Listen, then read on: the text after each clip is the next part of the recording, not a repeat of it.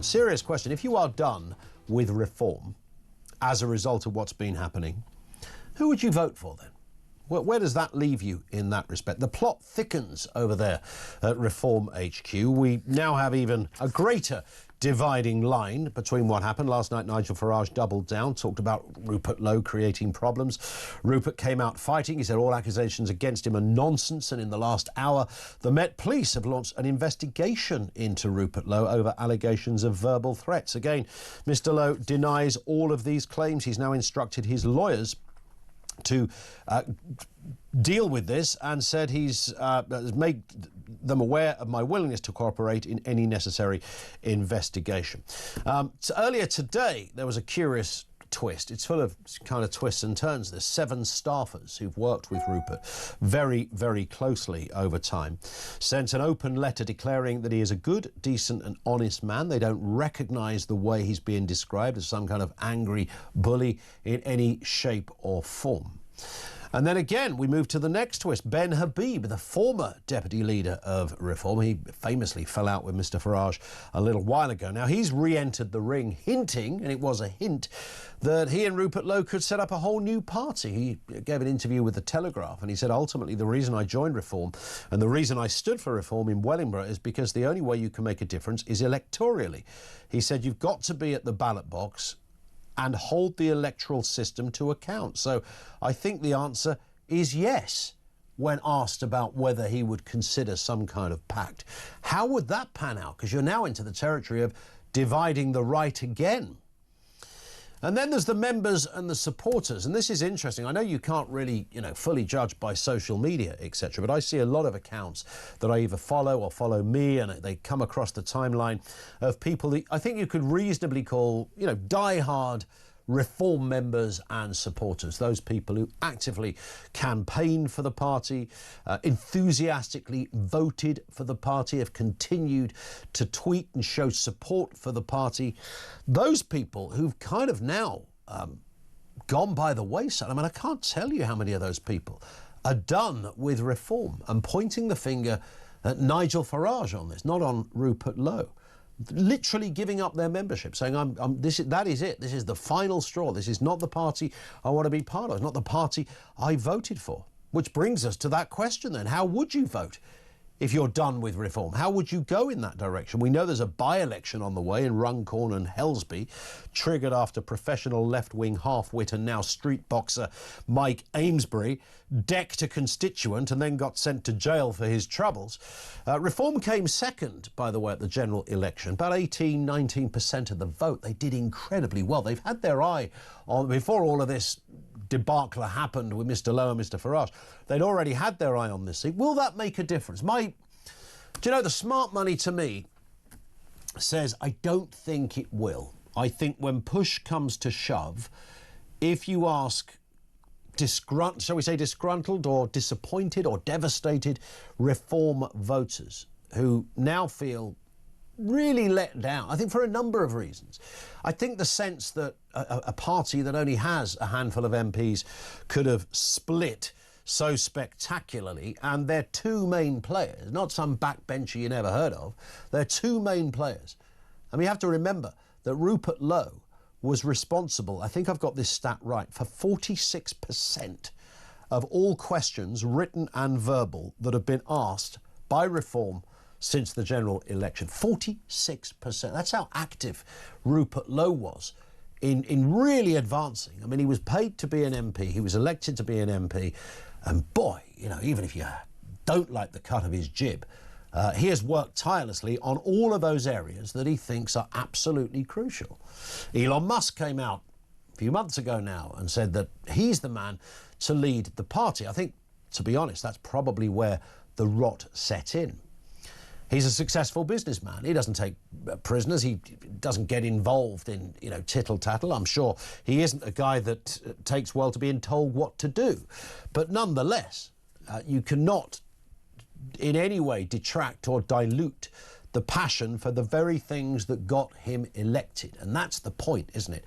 It's a democracy. He was elected because people liked the cut of his jib. They liked what he said. They liked the way he operated. They liked his delivery, his passion. If you remove that from the party, 46% of what Reform have been doing in Parliament has gone. So he now works independently. He's a solo MP without a party. The whip has been removed. Now the old bill are investigating. And as I said to Julia, I think for many people, it isn't just the fact that the Messi and Ronaldo have spectacularly fallen out. Two big beasts that were on the team sheet has been reduced to one. That is troubling for many people. I think more than that, many Reform voters just don't like the way this has happened. It's the sort of thing you might expect would happen, in the Labour Party or even the Conservative Party.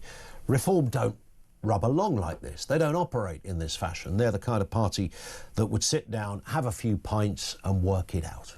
Might have an arm wrestle over a game of cribbage or something. They wouldn't certainly be calling the police for name calling. And of course we don't know the details, to be fair, but you get my point on this. So if you are a person that was that die-hard, passionate, enthusiastic, smiling at the new horizon of British politics, a Reform voter, how would you vote now if there was a general election? If you're in the constituency of Runcorn and Helsby, will you still vote Reform despite what has happened? I sense most people will. It happens at elections, when Labour members or Tory members are upset with their party, they don't like the way it is, they still vote for it. I wonder if the same thing will happen here. 0344 499 1000 is where you will find us. Let's get a word on this and the other big stories of the day. Candice Holdsworth, the writer and broadcaster, is back with us. Candice, how are you doing? Good to be on. Nice to have you with us again. I mean, this is just turning into a right royal mess. I mean, it started out as, oh, this is a bit interesting, and then it got, hang on a second, this is a bit serious. And then, oh, look, it's very serious. Hang on a second, we've lost an MP. There's only 5 of us. One has gone, a 5th has disappeared. We used to say you could fit Reform MPs into a black taxi. Now you can fit them in a minicab. I mean, it's getting smaller by the hour. They're facing turmoil here, slump in the polls, escalating feud, of course, between Lowe and Farage. Allegations of bullying, internal disputes have rocked the party as it prepares for that key by-election. Let's have a listen, though, Candice, to Ben Habib, the former deputy leader, speaking on Talk this morning about the tensions between the two men. No genuinely Samsonite, Herculean people, the kind that are required to save this country, will be allowed to flourish in Reform under Nigel. And to try and destroy Rupert, not just discredit him, but to destroy him, is unacceptable. And therefore, Nigel Farage should resign from Reform. And I'm hearing a lot of that, Candice. I don't know whether that's the right thing to do, but certainly from some of the most passionate Reform supporters that I know or follow me on social media are saying exactly that.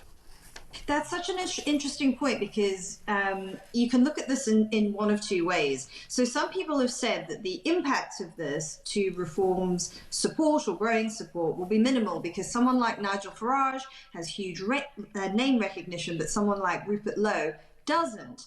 But Reform really depends on its passionate supporters. Yeah.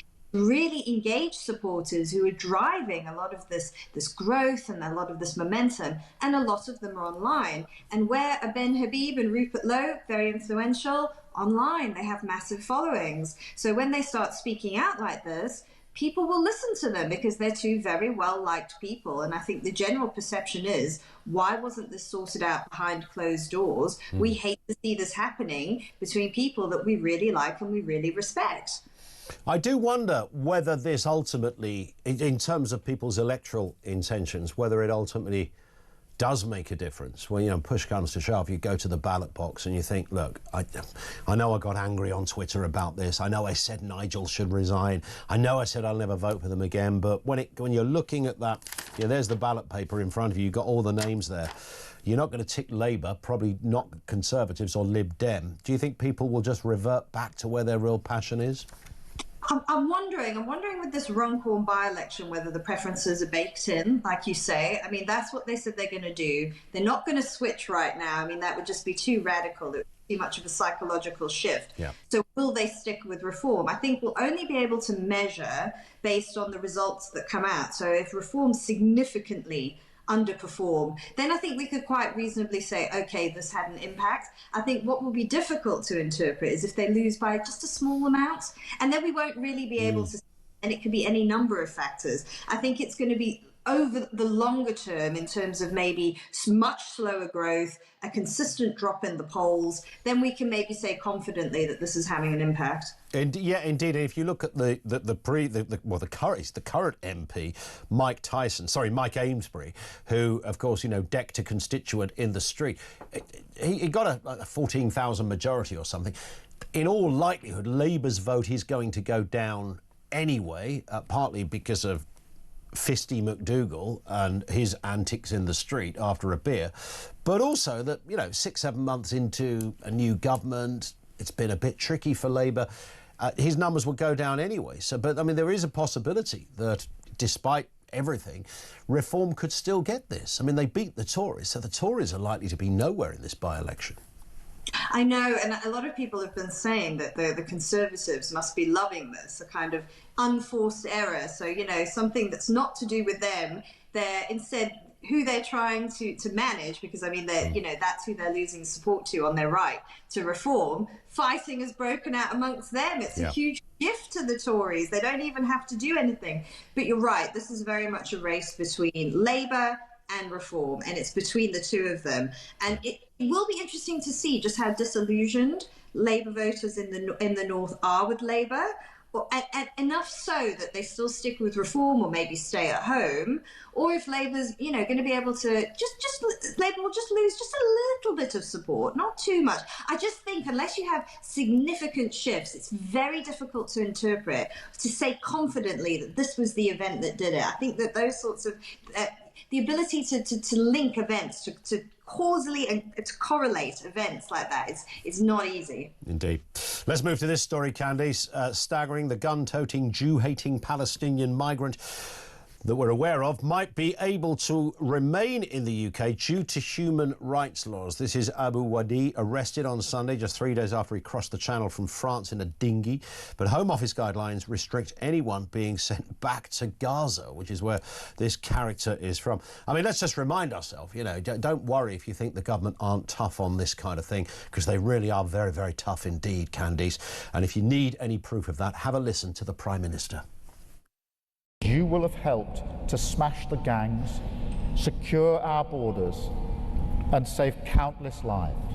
Smash the criminal gangs, and they are criminal gangs, that are running this vile trade and putting people in the boats. Take those gangs down. But I think smashing the gangs that are taking people's money is a deterrent. I think you have to smash those gangs. The only way to stop that is to smash the gangs that are running this vile trade. Smash the gangs. And that's all he says, really. Smash the gangs. He hasn't really got a view on people like Abu Wadi in any shape or form, Candice. And you know what? If Keir Starmer tomorrow said that fella that we know has got previous in terms of inflammatory, very dangerous, lethal language, he's currently, in a jail somewhere, let's just go and get him and we're going to fly him over to the border and send him back to Gaza, then I tell you what, that by-election we've just been talking about, people would vote Labour because they go, finally, you've done something that makes sense. But we're told it's our old friend human rights that might stand in the way. Yes, I thought the chicken nugget story couldn't get any worse than that, but it's sort of it goes from the farcical to the sinister. This is truly sinister.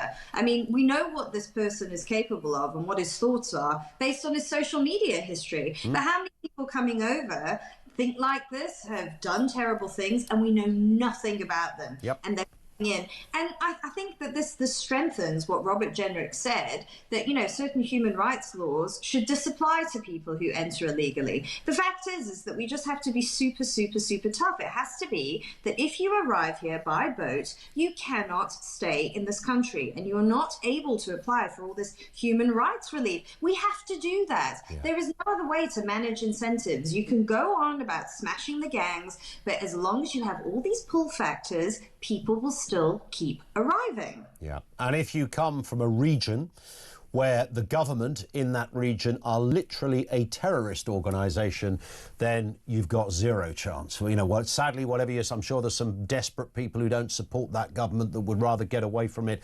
But we can't play those kind of risky rules. But that's the sort of voice we're not getting from the government. That's the kind of thing that Rupert Lowe was championing and talking about incessantly with big support. And that's where we're at now. But it could be human rights that keep this man in the country. Again, this is a long list of stories on the back of Chicken Nugget Gate under the banner of you really cannot make it up.